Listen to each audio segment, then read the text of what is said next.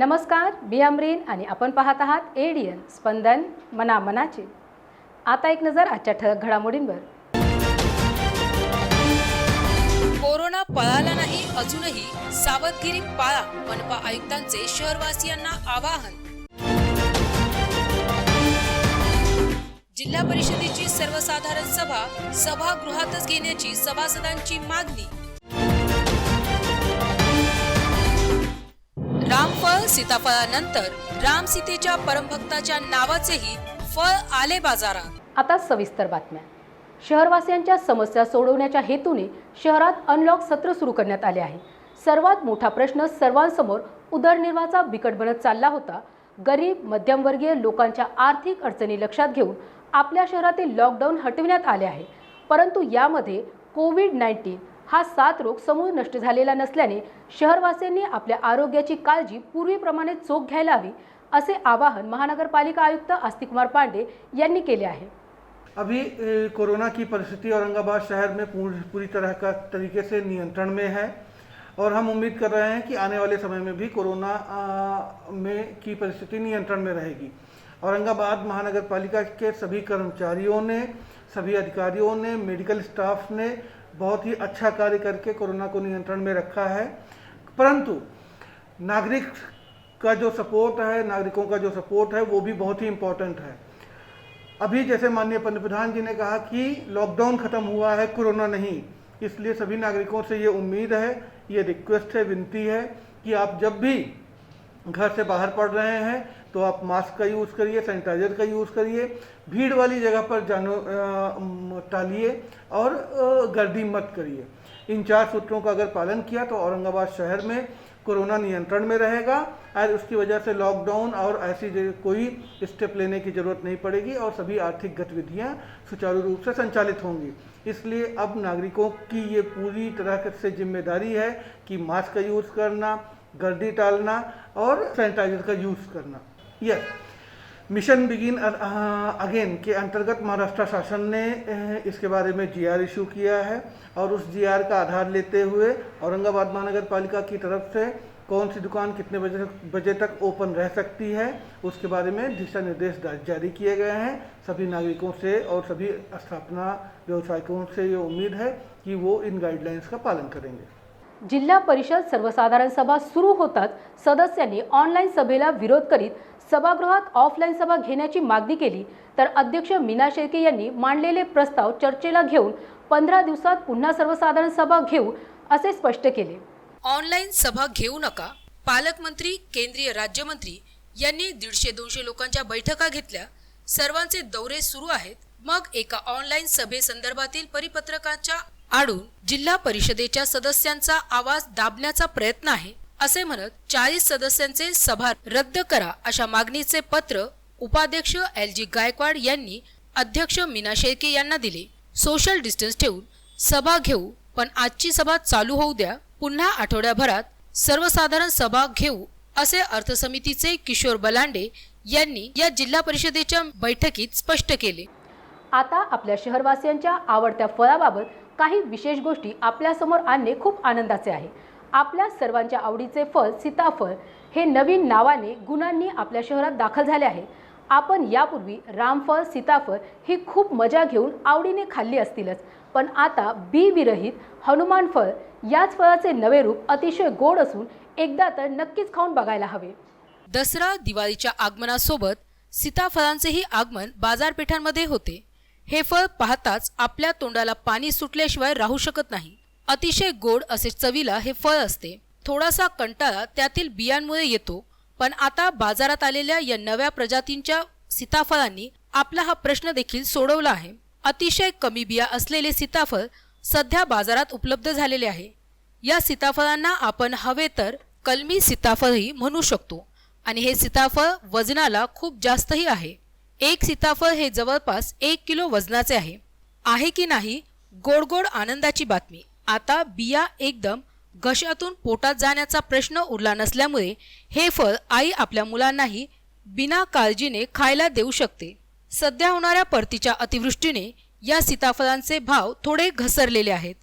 समस्त ख्रिस्ती समाज मराठवाडा धर्मप्रांत औरंगाबादच्या वतीने ज्येष्ठ धर्मगुरू तसेच समाजसेवक स्टॅन स्वामी यांना भीमा कोरेगाव दंगल प्रकरणात विनाकारण अटक करण्यात आली आहे, ज्यामुळे संपूर्ण ख्रिस्ती धर्माच्या भावना दुखावल्यामुळे स्वामी यांची सुटका करण्याबाबत विभागीय आयुक्त यांना निवेदन देण्यात आले आहे. ख्रिश्चन समाजाचे स्टॅन स्वामी हे फक्त एका धर्माचे धर्मगुरूच नसून ते सर्व धर्मियांचा आदर करणारे परिचित समाजसेवक आहेत. गरीब, आदिवासी आणि समाजातील इतर दुर्बल घटक तसेच आर्थिक दुर्बल घटक यांच्या समस्या सोडवण्यासाठी रात्रंदिवस कार्य करत असतात. तसेच शिक्षण, आरोग्य, सामाजिक सलोखा अशा कार्यांमध्ये त्यांनी आपले योगदान दिले आहे. आतापर्यंत ख्रिश्चन समाजाने देशविरोधी असे कोणतेही कार्य केले नाही. स्टॅन स्वामी हे वयोवृद्ध आहेत. ते 83 वय वर्षांचे असून त्यांचे शरीर विविध व्याधींनी ग्रस्त आहे. स्टॅन स्वामी यांना रांची येथून मुंबई येथे बळजबरीने आणून त्यांना भीमा कोरेगाव दंगल प्रकरणात गोवण्यात आले आहे. त्यांच्या विरुद्ध कुठल्याही प्रकारचा ठोस पुरावाही तपासामध्ये सापडलेला नाही. ख्रिश्चन समाजास यामुळे बदनामीचा सामना करावा लागला आहे. त्यामुळे स्टॅन स्वामी यांची लवकरात लवकर मुक्तता करावी, अन्यथा ख्रिश्चन समाज तीव्र विरोध व्यक्त करण्याकरिता मोठे जन आंदोलन उभे करेल असा इशारा समस्त ख्रिस्ती समाज मराठवाडा धर्मप्रांत औरंगाबाद यांच्या वतीने विभागीय आयुक्तांना दिलेल्या निवेदनात करण्यात आला. या निवेदनावर हेमंत बारसे, JC फ्रान्सिस, अजय हिवाळे यांनी स्वाक्षऱ्या केल्या आहेत. औरंगाबादमधनं आम्ही इथे मराठवाड्याचं रिप्रेझेंटेशन करतोय. ह्या ठिकाणी आम्ही विभागीय आयुक्तांना निवेदन देण्याकरता आलो आहोत. आमचे धर्मगुरू जे वयोवृद्ध 83 वर्षाचे आहेत, जे थोर समाजसेवक आहेत, त्यांनी गोरगरिबांसाठी खूप मोठ्या प्रमाणात त्यांचं काम चालू आहे आणि त्यांना भीमा कोरेगाव ह्या ठिकाणी झालेल्या दंगला संदर्भात विनाकारण तिथून अटक करून मुंबई ह्या ठिकाणी आणलेलं आहेत. त्यांचा कुठलाही दुरावून संबंध नसताना त्यांना संशयित रूपे ह्या ठिकाणी आलेले आहेत आणि त्यामुळे आम्ही ख्रिश्चन धर्मीय सर्व पदाधिकारी ह्या ठिकाणी विभाग आयुक्ताला निवेदन देण्यासाठी आलो की आमच्या धर्मगुरूंची लवकरात लवकर बिनशर्त मुक्तता करावी. फादर स्टॅन स्वामी यांचं रांची विभागामध्ये दलित, गरीब लोकांसाठी ते सामाजिक कार्य करत आहेत. त्यांनी अनेकांना मदत केलेली आहे, परंतु आज त्यांना मुंबईमध्ये अटक केलेली आहे. रांचीवरून मुंबईमध्ये आणलेलं आहे आणि विशेष म्हणजे त्यांचा भीमा कोरेगावशी कुठल्याही प्रकारचा संबंध नाही, परंतु त्यांना ही जी चुकीची किंवा हेतुस्फूर्त जी अटक झालेली आहे, औरंगाबाद आणि मराठवाड्यातील सर्व ख्रिस्ती बांधवांच्या आम्ही एकत्र आलेलो आहोत आणि आमचा सर्वांचा याला विरोध आहे आणि त्यांची लवकरात लवकर सुटका करावी ही आमची एक सत्य अपेक्षा आहे. कारण फादर स्टॅनी हे 83 वर्षाचे आहे. कुठल्याही प्रकारचा त्यांनी काही केलं नाही, परंतु हा आरोप त्यांच्यावर हेतुस्फूर्त लावलेला आहे आणि त्या निमित्ताने आम्ही निश्चित करत आहोत. बातम्या अजूनही आहे, मात्र वेळ होत आहे का छोट्याशा ब्रेकची. अंबर गॅस एजन्सी ग्राहकांना चांगल्या सुविधा देणे हेच आमचे एकमेव ध्येय. अंबर गॅस एजन्सीमध्ये व्हॉट्सअपद्वारे गॅस बुकिंगची सुविधा, ऑनलाईन बुकिंग, ऑनलाईन पेमेंट करण्याची ही सुविधा. भारत पेट्रोलियमच्या नंबरवर ऑनलाईन बुकिंग करा, तेही घरी बसूनच. Google payment, Paytm, PhonePe, Amazon या सर्वांद्वारे डिजिटल पेमेंट करण्याचीही सुविधा उपलब्ध. Stay home, stay safe.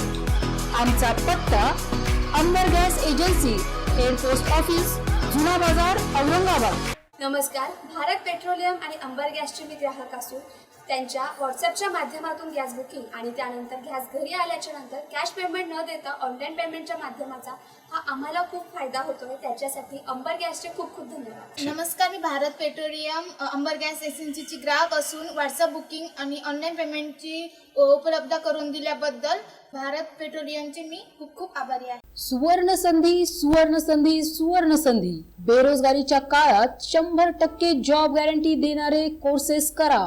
केंद्रीय शिक्षण मंडळ, भारत सरकार मान्यता प्राप्त DMLT, OT technician, diploma physiotherapy, ECG, x-ray, CT scan, BEMS, pharmacy in Ayurveda and Unani, diploma optometry, certificate in emergency medical services, diploma in hospital management. तसेच महाराष्ट्र शासनाच्या यशवंतराव चव्हाण महाराष्ट्र मुक्त विद्यापीठ आणि SNDT महिला विद्यापीठाचे BA मराठी व उर्दू माध्यम, MA सर्व विषय, BCom, MCom, MA एज्युकेशन, मानवी हक्क, गांधी विचार दर्शन, समंत्रक प्रमाणपत्र, बाल संगोपन कोर्स, नोकरी व्यवसाय सांभाळून हे कोर्सेस करता येतात. 4थी पास ते 12वी नापास यांना 6 महिन्यात 12वी पास होऊन ग्रॅज्युएट होण्याची सुवर्ण संधी. संपर्क प्राचार्य डॉक्टर हसन इनामदार, डॉक्टर दत्ताभाऊ पात्रीकर शिक्षण प्रसारक मंडळ संचलित, मातोश्री डॉक्टर कंचन शांतीलालजी देसडा महाविद्यालय औरंगाबाद. मोबाईल क्रमांक 9405109103 आणि 8830838903.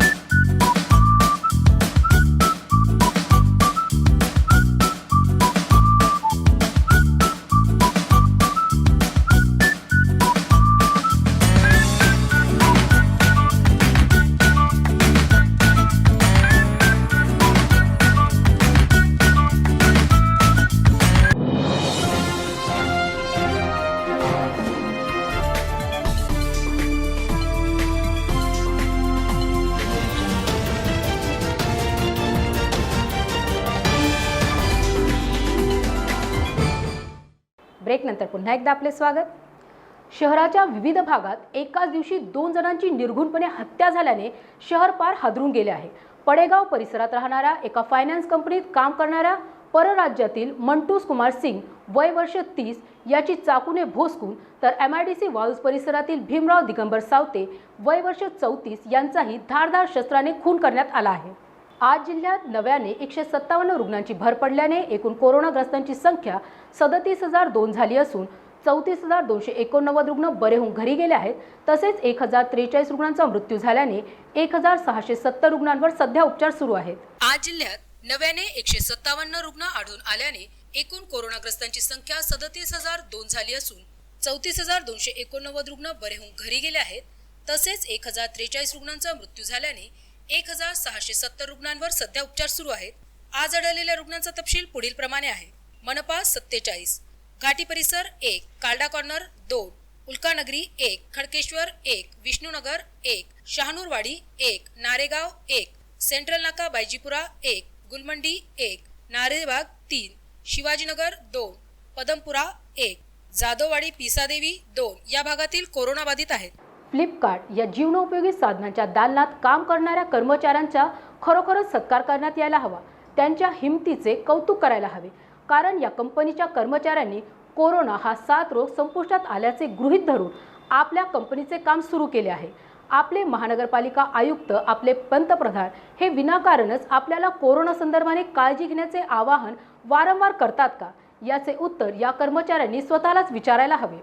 शहरातील बरेच नागरिक आपल्या स्वतःच्या जीवाची पर्वा तर करतच नाही, पण स्वतःसोबत इतरांचेही आयुष्य धोक्यात घालण्याचे काम करत आहेत. नामांकित कंपनीमध्ये जे कर्मचारी काम करत आहेत त्यांनी शासन नियमांची अवहेलना करणे हे किती चुकीचा संदेश इतरांमध्ये पसरवण्याचे काम करत आहेत. या कर्मचाऱ्यांनी वेळीच आपली जबाबदारी चांगले सज्ञ नागरिक म्हणून ओळखून पार पाडायलाच हवी. जमियते उलमाए हिंद यांच्या वतीने कोरोना महाभयानक 7 रोगात आपल्या जीवाची पर्वा न करता आपली सेवा या समाजासाठी दिली अशा शूर कोरोना योद्धांचा सत्कार समारंभ आयोजित केल्याची माहिती प्रांतीय नेत्यांनी आज घेण्यात आलेल्या पत्रकार परिषदेत दिली. बाद मकामात पर तो लोगों ने अपने घर की मैयत को दफन करने से और उनका अंतिम संस्कार करने से इनकार कर दिया. हमारे लोग सामने आए और उन्होंने ले जा करके तदफीन की और अपने भाइयों की मैयत का अंतिम संस्कार किया. ये माहौल देखने को मिला. इंसानियत के जो मनाजिर इस मौके पर देखने में आए उसने ये बता दिया कि हमारे मुल्क में जो प्यार और मोहब्बत का माहौल है मुट्ठी भर चंद लोग उस प्यारो मोहब्बत के माहौल को ख़त्म नहीं कर सकते। यहाँ की मिट्टी प्यारो मोहब्बत अपने अंदर रखती है और प्यारो मोहब्बत ही यहाँ का मिजाज है। तो यहाँ औरंगाबाद के अंदर हमारे जिन भाइयों ने इस सिलसिले में मेहनत की, काम किया, उनकी हिम्मत अफजाई के लिए, उनकी हौसला अफजाई के लिए आज एक प्रोग्राम रखा गया है और उनको असनाद दी जाएंगी, उनका इस्तकबाल किया जाएगा और उनकी हौसला अफजाई की जाएगी। इसलिए हम लोग मुंबई से यहाँ आते हैं। काही माणसांचा स्वभाव हावरट असतो। कितीही पैसा कमवला, जमिनी खरेदी केल्या तरी अजून या सर्व गोष्टी कशा अजून प्राप्त करता येतील, कशा वाढवता येतील याचाच ते विचार करतात। आपल्या अशा वागण्याने इतरांना, समाजाला काही त्रास होऊ शकतो याची हे लोक पर्वा करत नाही। अशाच वृत्तीच्या इस्माने इंदिरानगर गारखेडा परिसरात सरकारी जागेवर अतिक्रमण करून बांधकाम केले आहे। या विरोधात स्थानिक नागरिकांच्या समस्या सोडवण्याकरिता लोक विकास परिषदेने मनपा आयुक्तांना निवेदन दिले आहे। प्रियदर्शनी इंदिरानगर गारखेडा परिसर येथे नव्याने घेतलेल्या जागेवर आरसीसी इमारतीचे बांधकाम सुरू करण्यात आले असून सदरील बांधकाम हे सरकारी रस्त्यावर 3 ते 4 फुटाने अधिक होत आहे। यामुळे भविष्यात रहदारीला खूप अडचणी येऊ शकतील, जेणेकरून अपघाताची शक्यता ही बळावते। अशा परिस्थितीत परिसरातील नागरिकांमध्ये वादविवाद वाढण्याची शक्यता बळावत असल्याने सदरील नागरिकांनी वादग्रस्त अतिक्रमित बांधकाम महानगरपालिकेच्या वतीने थांबविण्याकरिता लोक विकास परिषदेच्या वतीने या मागणीचे निवेदन महानगरपालिका आयुक्तांना देण्यात आले। या निवेदनावर लोक विकास परिषदेचे शहर जिल्हा अध्यक्ष गौतम मकासरे, शेख मोहसिन, शेख अमर शेख चांद यांनी स्वाक्षऱ्या केल्या आहेत। शेवटी पुन्हा एकदा आजच्या ठळक बातम्या। कोरोना पळाला नाही, अजूनही सावधगिरी पाळा, मनपा आयुक्तांचे शहरवासियांना आवाहन। जिल्हा परिषदेची सर्वसाधारण सभा सभागृहातच घेण्याची सभासदांची मागणी। रामफळ सीताफळानंतर राम सीतेच्या परमभक्ताच्या नावाचेही फळ आले बाजारात। आणि याबरोबरच आजचं हे बातमीपत्र इथे संपलं। पुन्हा भेटूयात पुढील बातमीपत्रात। तोपर्यंत पाहत रहा ADN स्पंदन मनामनाचे।